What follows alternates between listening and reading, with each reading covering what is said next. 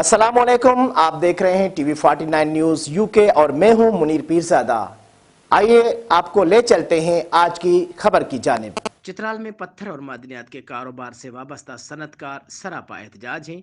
उनका कहना है कि उन्होंने अपने खर्चे पर मुख्तलिफ पहाड़ों का सर्वे करवा कर इन मादनियात को दरियाफ्त किया, मगर जब उन्होंने इसकी लीज लेने के लिए दरख्वास्तें दी तो महकमा मादनियात ने उनको मुस्तरद कर दिया और उनकी निशानदेही करने वाले मादनियात के ज़खायर मनपसंद लोगों को देना चाहते हैं।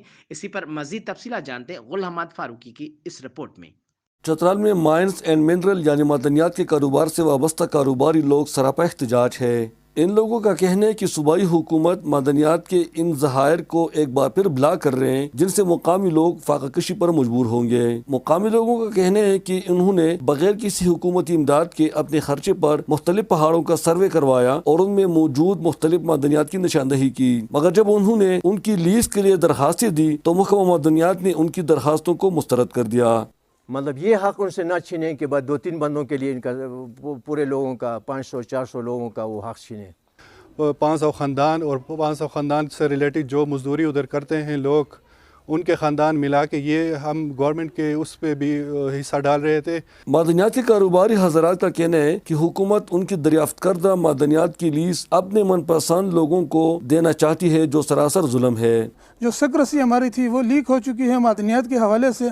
अब हुकूमत उन्हीं जगहों को दोबारा ब्लॉक करके किसी और बड़ी पार्टी को लीजों पर देना चाहती है। इस सनत से वाबस्ता दुकानदार फीस जो है शुरू में सब लोगों ने सबमिट करना होता है, हम लोगों ने सब ने फीस सबमिट करके हम लोगों ने अप्लाई किया हुआ है और जो हमारा डॉक्यूमेंटेशन है वो भी कंप्लीट है।